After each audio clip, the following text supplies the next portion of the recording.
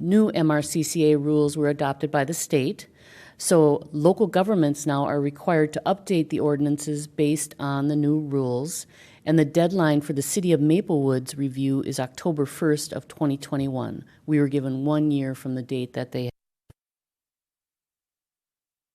since October of last year. And Maplewood's MRCCA district is a small portion of the City of Maplewood. It's about 75, I'm not sure how many acres, but it is located south of Carver Avenue and west of 494, and it includes 35 single-family homes as well as Fish Creek and Ramsey County open space sites. So I just verified here that it consists of 145 acres, and as you can see, 75% of that is guided as open space. So this ordinance really probably would only apply to the single-family homes. I mean, there's some portions like vegetation removal, things like that, that of course the City of Maplewood and Ramsey County will have to review, but it's already something that we're doing. So our district has been identified as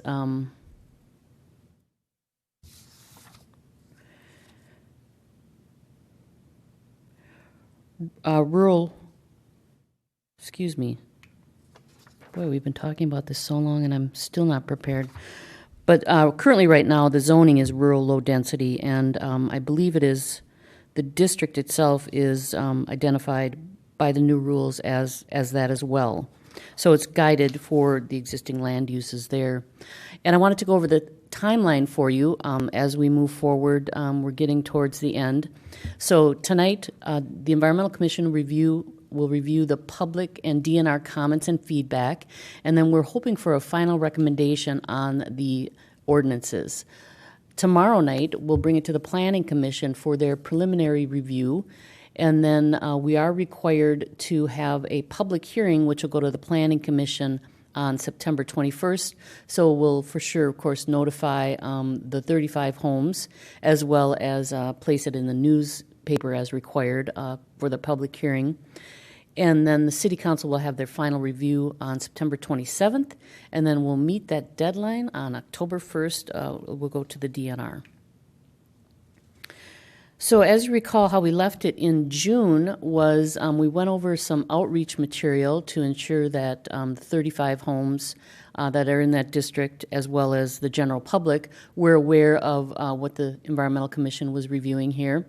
So we put an article in the Maplewood Living in July, and it identified the MRCCA and really kind of spoke to how Fish Creek was a majority of that district. And we created a web page that has all the details on the ordinance and major changes, and also links to the DNR website. And then we did a direct mailing to those 35 single-family homes outlining the major changes. And here's what it was included in that direct mailing. So we talked about principal and accessory structures, the setbacks to the bluffs. So our previous ordinance required a 40-foot setback. So there's about 18 of those homes that are currently built closer than that newly required 100-foot setback. So those 18 homes will become pre-existing non-conforming structures. The average setback on adjoining lots, so if let's say that one of the homes unfortunately was destroyed for some reason, and they wanted to build a new one, they could build as close as the adjacent homes. So maybe those homes are already closer than that 100-foot setback. So as long as they're in line with those homes, they can build on that location. The accessory structures under 200 square feet and decks can also encroach 15% into that required setback. And our current ordinance doesn't allow that, so that's a way to ensure that those existing homes can remain livable and so forth. There is now a vegetation removal permit, is how it's outlined in the rules. And they don't really describe what that looks like for a city, except that we have to issue it. So it's likely that the city of Maplewood would issue a grading permit, which we normally do for these sorts of things. And this is for intensive vegetation removal, which is defined as the removal of all or most of the trees, shrubs, ground material within a contiguous strip or a block. So probably a single-family home wouldn't have to worry about this unless they had maybe a bluff in the back that they wanted to remove all the buckthorn or something. And so we would look at that through this grading permit or vegetation removal permit, and then there's some requirements for, of course, reestablishing that. And, this is something that we do anyway, so it's nothing out of the norm, really. Then nonconformities in the new rules, it talks about homes and garages that were built closer to the bluff than the new regulations allow. And again, it's likely those 18 single-family homes. It identifies that all legally established nonconforming structures may remain, and of course that's the same as our current nonconforming ordinance. All legally established nonconforming principal structures and decks may be expanded laterally, so they can expand sideways, so as long as they're not encroaching further toward the bluff. And our current ordinance does not allow for that. And from that public outreach, we received no public comments. So it doesn't appear that those single-family property owners have concerns with this ordinance. And I think as we identified, there's actually some new regulations that would help those single-family homes remain livable and so forth. So then since June, I also submitted the draft ordinances to our Public Works and Natural Resources departments or divisions, and they reviewed it with a fine-tooth comb, and I included some of their questions in your staff report, but generally speaking, they had some questions on the definition of bluff versus steep slope, and then I had sent these questions to the DNR, and I also included their responses for you there. The setbacks, let's see. Oh, that has to do with in the new MRCCA rules, there's no setbacks to a steep slope. And a bluff, as a reminder, is a natural topographic feature having a slope that rises at least 25 feet where the grade of the slope averages 18%. So it has to be a certain height and a certain grade to be a bluff. But then a steep slope is defined as a natural topographic feature with an average slope of 12 to 18% measured over a horizontal distance equal to or greater than 50 feet. So there's no height maximum, number one, but it does have to be at least 50 feet long to be considered a steep slope.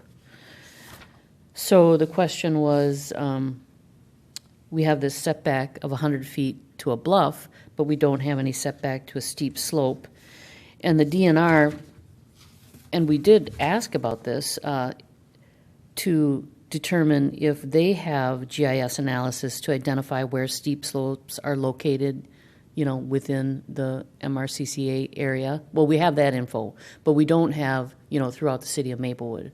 And we have not done that analysis. But we do know that there are steep slopes within the city, and many of those, of course, are in the southern portion near the MRCCA. But since our previous requirement was a 40-foot setback to the bluffs, I was thinking of plugging in that 40-foot setback to a steep slope. And our Public Works Department, they're still kind of reviewing that, and the DNR points out, what is our motivation for this setback? Is it to protect views or to reduce soil erosion? And they state that in most situations, we don't find soil erosion to be a problem until slopes get significantly higher than 12 to 18%. So they didn't really have a recommendation or a requirement for any kind of setback to a steep slope. But I think that's something that we should continue to discuss. And then finally, we had the natural resource coordinator had some questions on the vegetation permits. Generally speaking, we are wondering, well, what does this permit look like? And do we have to give ourselves a permit and also the county? And so they defined that, we can call it whatever we want. It just has to be some sort of permit where we're reviewing the removal and the reestablishment of hopefully native plantings in that area.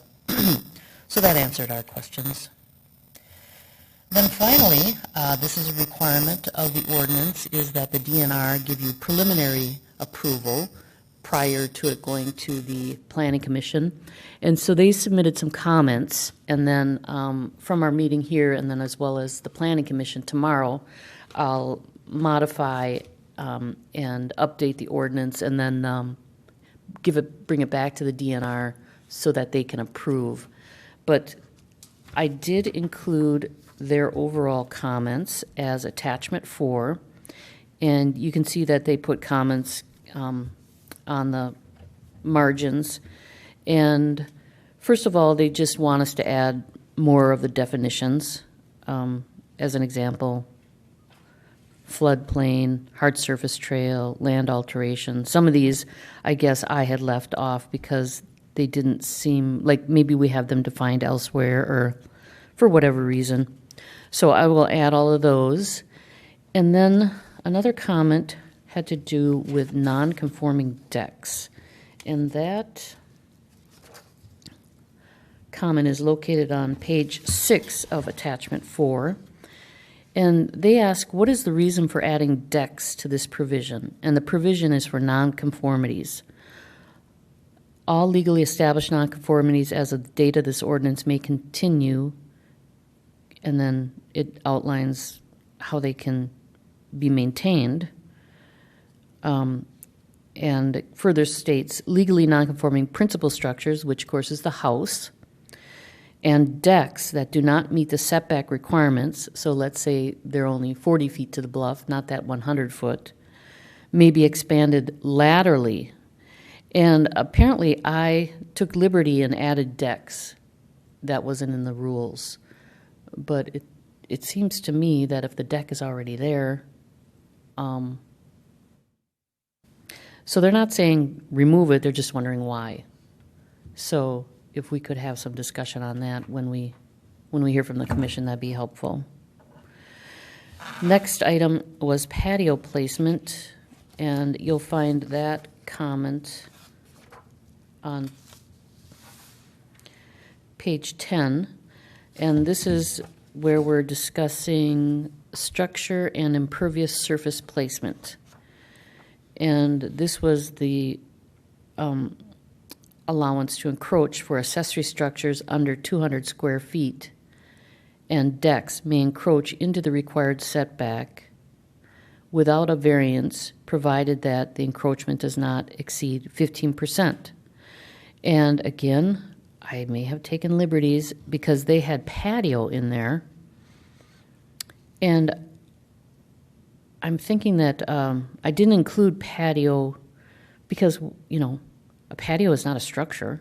A patio is something that's on the ground, and it could be an impervious patio, it could be just some rock pavers, could be a lot of things. So I just didn't think to add the patios in general. So again, looking for some comments from the commission here. Land alteration, that is on page 15. And their comment is, what about retaining walls within the bluff impact zone or within 50 feet of a natural drainage area? So the bluff impact zone, as a reminder, is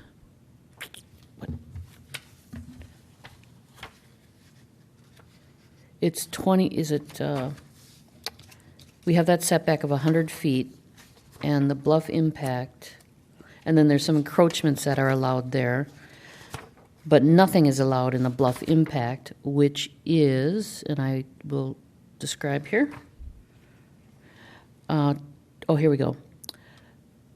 Means land located within 20 feet of the top or bottom of the bluff. So nothing within that 20 feet. But this provision talks about within the bluff impact zone, land alteration is prohibited except for the following, which are allowed by permit. And they're saying that in the rules, they are allowing retaining walls within that 20 feet. So I guess if it's a permit, that's fine. And if they're allowing it in the rules, we should probably place it there. But your feedback would be helpful on that as well. And then finally, setbacks to steep slopes. Oh, we just talked about that, how the city of Maplewood was recommending 40 feet, and they don't really have a requirement for setbacks to a steep slope. So with that briefing for you, tonight we are looking for some comment and feedback on those comments received by staff and the DNR, any kind of modifications you see that we should make. And then with that, recommending approval of the MRCCA and slopes and bluffs ordinances. And again, this will then go to the Planning Commission for their preliminary review, and then a public hearing in September, and final review by the City Council end of September. Thank you. Thank you, staff. That was very thorough, and I guarantee that we'll forget to address some of the topics that you want us to, so feel free to steer us back in the direction that you need to go, because that's a pretty quick turnaround for you to, right, tomorrow night is the Planning Commission, so I think you have to turn around any corrections and additions by tomorrow night then. Is that what Well, Madam Chair, it's their preliminary review, so I'm not going to get into all this nitty-gritty. Okay, so it doesn't have to be more polished broad, up by... Right. Okay. But for sure by the September public hearing. Okay. Yes. Makes sense. All right. So, thinking, I guess, maybe the order to do this, and maybe folks have other suggestions, but, the questions that were asked of the DNR and the answers and responses, that were received, did we want to go through those? I know that some of those were questions and issues that we had kind of gone back and forth about as far as kind of trying to take a look at those. Were the responses satisfactory? Did they make sense? Do you agree with the suggestions, clarifications, et cetera, on there? Commissioners?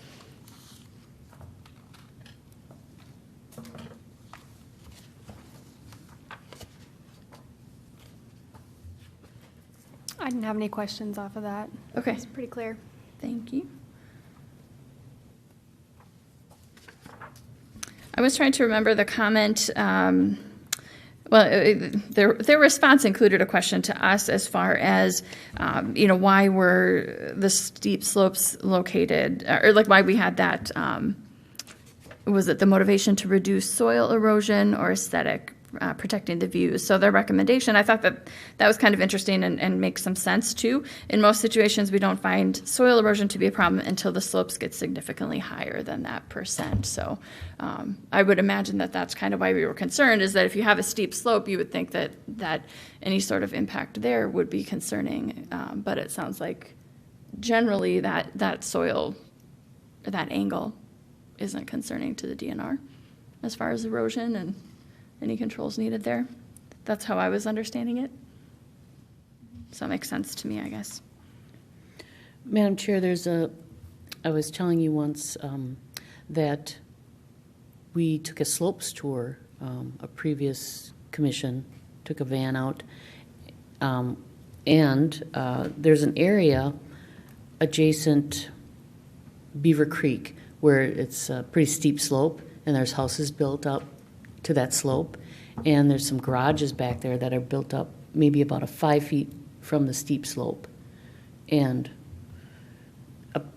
apparently that's not an issue, and they haven't tumbled into the ravine there. So I guess maybe number one is why are we recommending a setback? Is it because to protect the views or for erosion? And maybe it's both.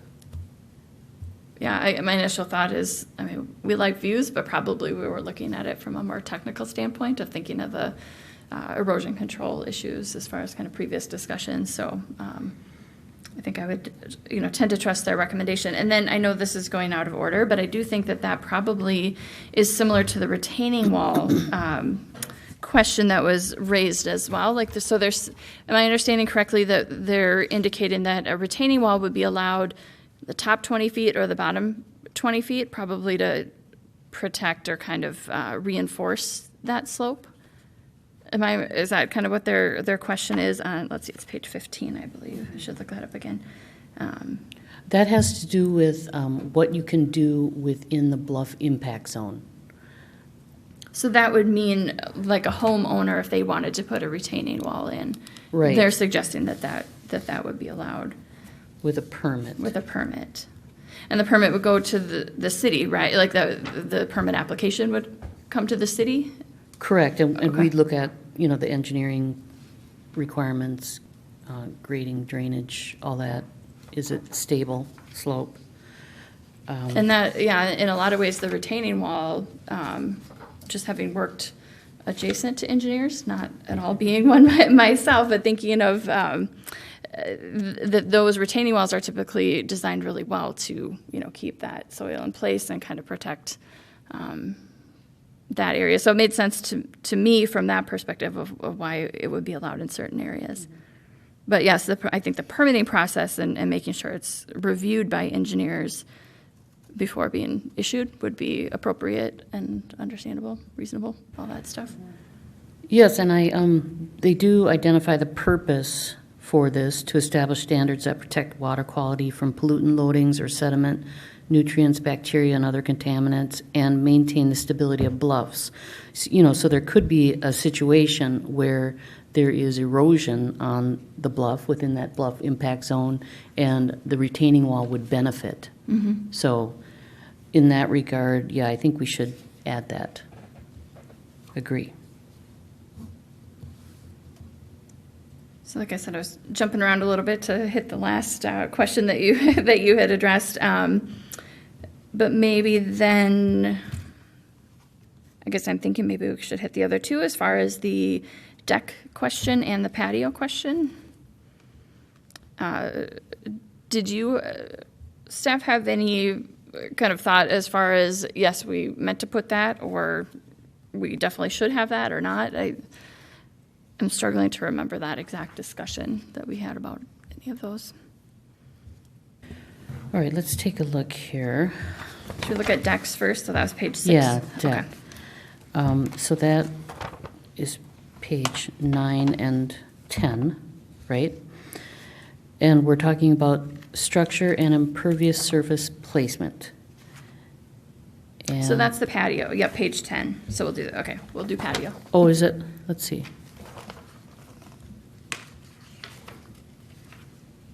Oh, I'm sorry. You're right. Okay, so I guess I'm on patio. Let's do patio. Page 9 and 10. Perfect. Structure and impervious surface placement.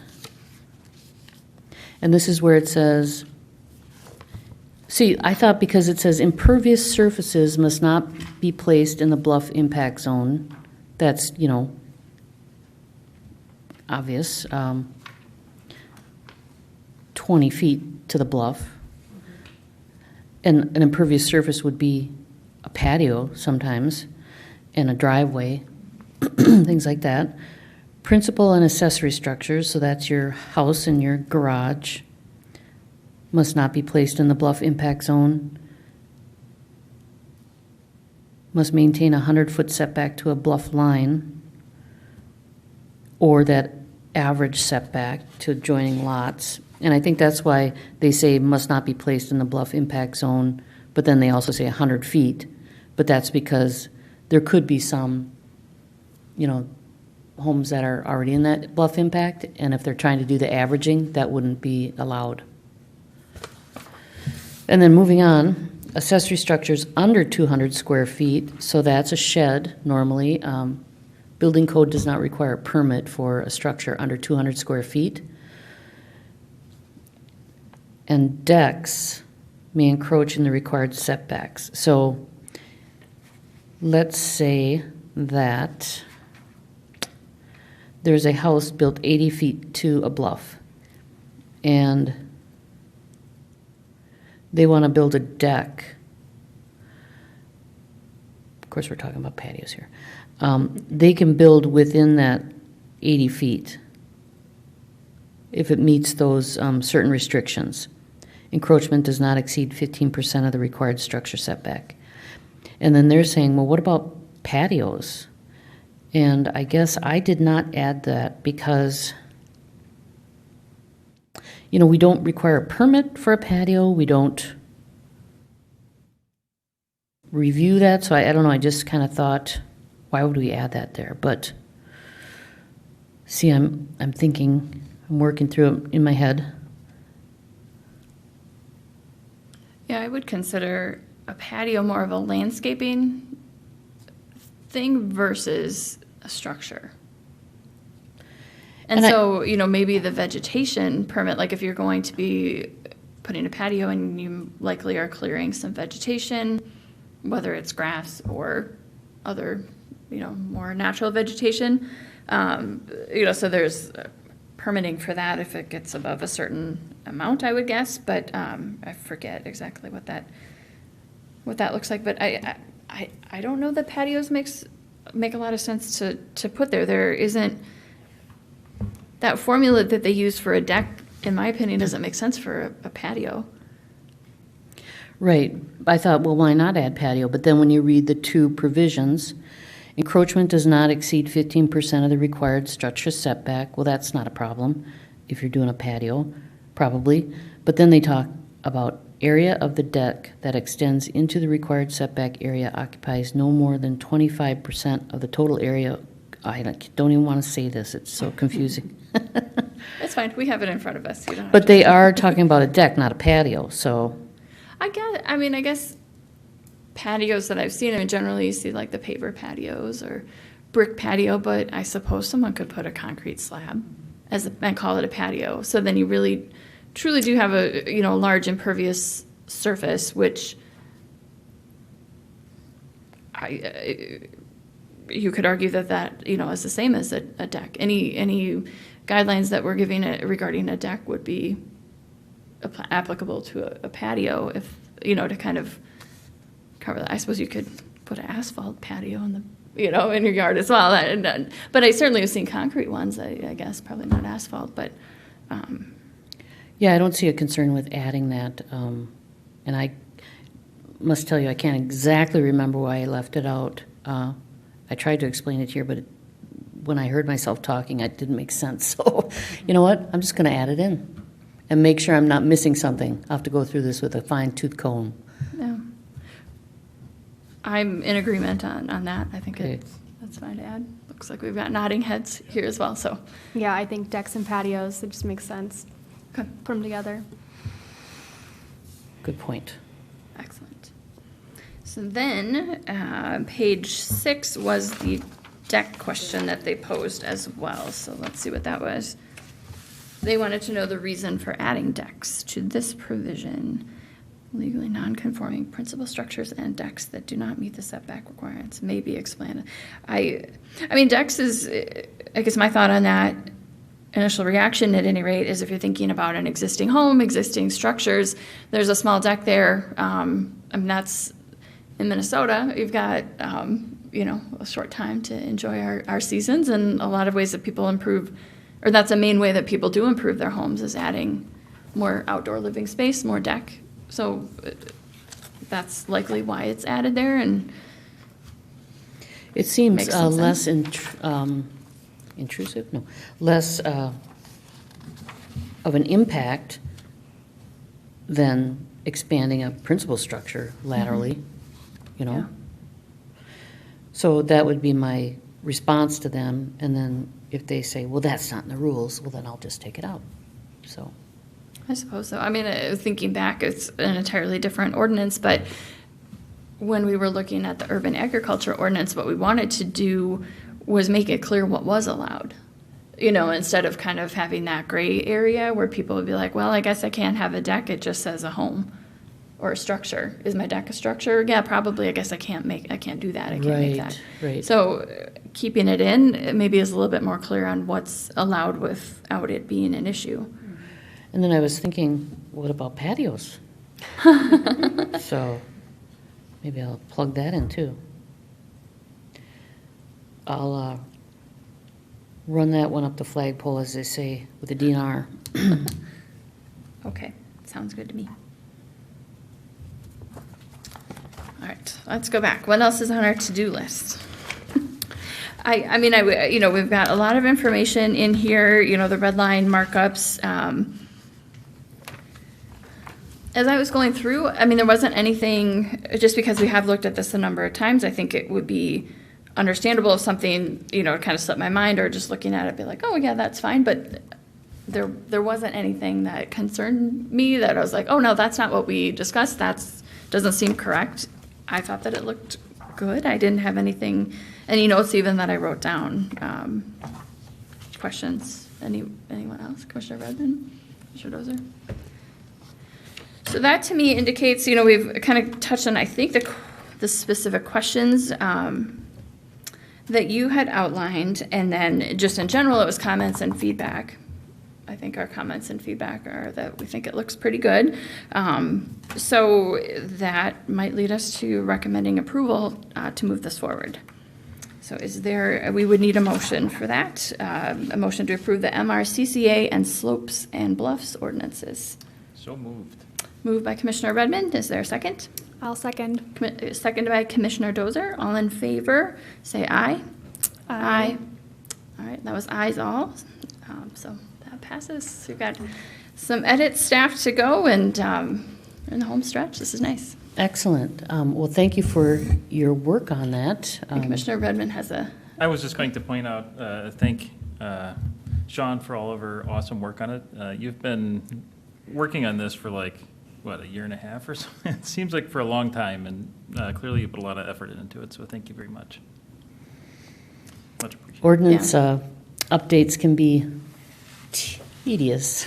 But we always appreciate your guidance through them. I think it's a little bit difficult month to month to remember exactly what we had discussed before, especially, we went 2 months this time, but you bring us back to where we need to be. Yeah, and I think just the minimal comments we received from the DNR and the fact that none of the public had any concerns, shows that we have written a good ordinance. Mm-hmm. So thank you again.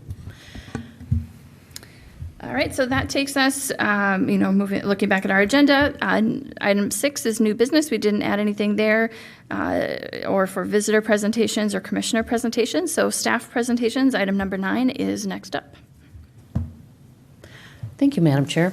I just wanted to update you on 2 things. First is the State Fair Eco Experience. And as you know, we're all very excited for the State Fair this year.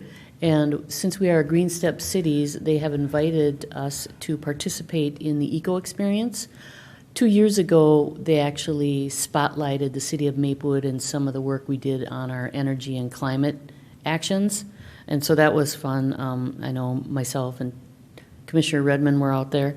But this year, they're spotlighting in the Eco Experience basically the Green Step Cities program and how cities can sign on. And then I think they do highlight some of the cities that are participating.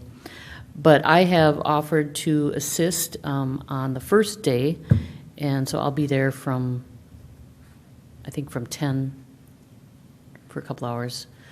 So anyway, I did send you that link, but I think all of the spots are full, so we did get a good amount of people participating from other cities as well. So if you're at the State Fair, stop by the Eco Experience building and check out all the details on the Green Step cities. And next month, I will be updating you on the City of Maplewood's Green Step City Award, which we will be receiving the end of August here. So we have been awarded a Step 4 and Step 5 once again. So great job assisting the city in continuing our sustainability efforts. So more on that. And then the second item is an update on the new Parks and Natural Resources Department. So, as you know, during the COVID pandemic and the shutdowns, the city of Maplewood shuttered the Nature Center and unfortunately had to lay off the naturalists that were there. And so that was a very sad time to see, you know, that Nature Center that had been there since, you know, the 70s, and all the knowledge and great programming that were put on by our naturalists. And we always like to refer to our environmental program here in the city of Maplewood as a three-legged stool. So you had the environmental policy, which was kind of environmental commission here and working on our policies and ordinances and things like that. And then you had our natural resources, which, of course, we have 14 neighborhood preserves, and we do a lot of natural resource management here within the city of Maplewood. And then finally, environmental education, which was our nature center, the great staff we had there. And so it's been a real loss. And we did keep the trails open at the nature center, and so they're still really heavily used. Well, I don't know heavily, but they're used quite well, from what I understand, and we're maintaining those. But the building had sat vacant, and we don't have the budget to bring the naturalists back, things like that. But our city management has come up with a plan to create this new department, which again will be called Parks and Natural Resources.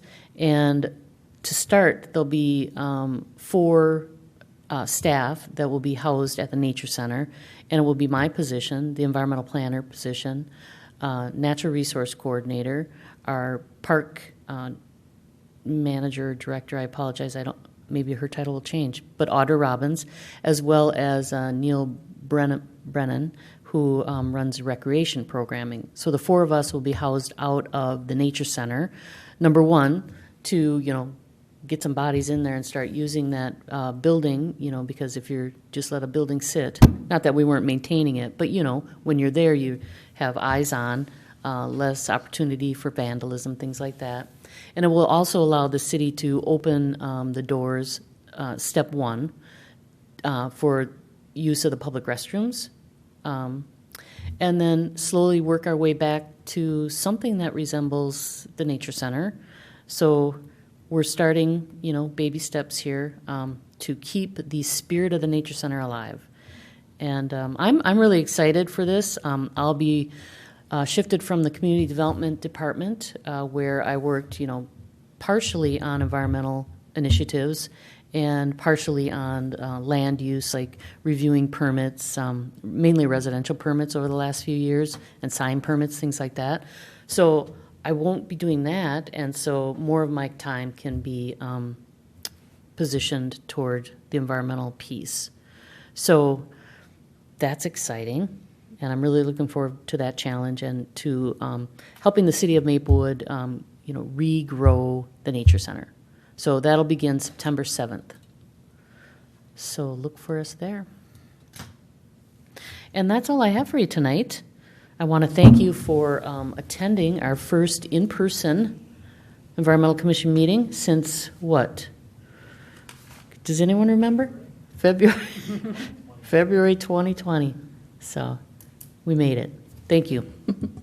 Yeah, it is really nice to be back in person. And that is wonderful news. I think, you know, hopefully we see that continue to grow and more programming, you know, taking place at the Nature Center. But that, I think, is a really significant and symbolic step, you know, for city residents that, I mean, that caught a lot of people's attention, certainly, and a lot of comments and the task force, you know, that worked many hours, many meetings, long meetings, you know, to kind of identify issues and possible resolution. So just really nice to see that move, and it makes a lot of sense. I mean, you know, like it seems like a very common sense way to have some representation. You get maybe a nice view from your new office, hopefully.